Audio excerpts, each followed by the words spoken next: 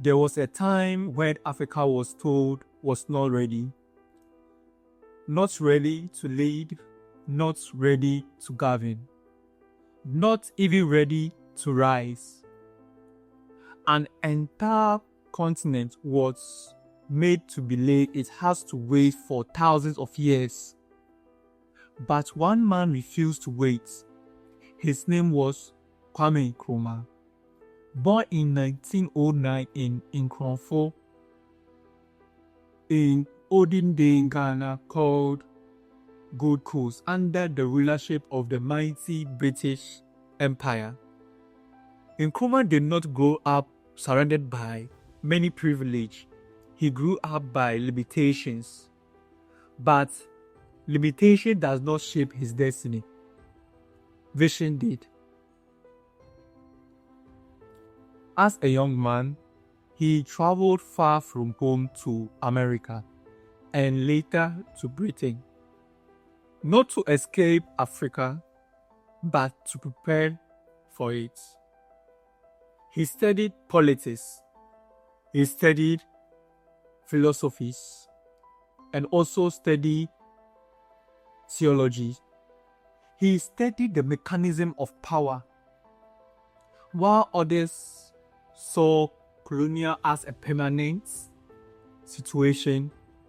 Nkrumah saw it as temporal. He believed Africa would rise, not someday, but soon. He said something that was very controversial, that echoes across generations. This is what he said: the independence of Ghana is meaningless unless it is linked up with total liberation of Africa. That wasn't just politics, that was purpose. When he returned home, he didn't whisper his dreams, he declared it. He organized rallies, mobilized the youths. He demanded self-government now. And for that boldness, he was imprisoned. But prison did not silence him. Rather, it amplified his vision for Ghana and the entire continent, Africa. Because real leaders are not built in comfort, they are forgained in fire. While he sat in the cell, the people stood in belief with everything that he was doing. They voted for him, he carried the vision forward, and history began to shift. March 6, 1957 was the day that Gold Coast became Ghana, the first sub-Saharan African nation to break from free colonial rule.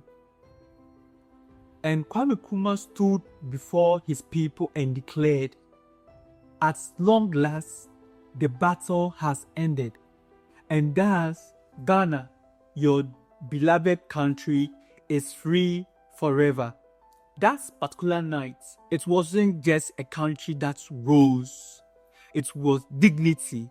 It was possibility. It was vision that was speaking. It was stand up and also ready for Africa. What does his life teach us, Kwame Nkrumah's life teach us? It's not just a story or history. It is instruction. Vision must be stronger than fear. Education is the preparation for destiny. Sacrifice is the price of transformation. And sometimes your dream is bigger than what you think, and even bigger than you. And for now, this is for you. Maybe you feel very small now. Maybe the system feels so powerful to diminish your vision. Maybe the vision feels impossible, but remember this: so he did to gain independence, you can equally do the same to gain your independence. The British Empire looked unshaken. Yes, one determined mind help awaken a continent. You don't need to control the whole world. You need to control your discipline, your courage, and your belief. Because history does not belong to comfortable decisions, it belongs to commitments.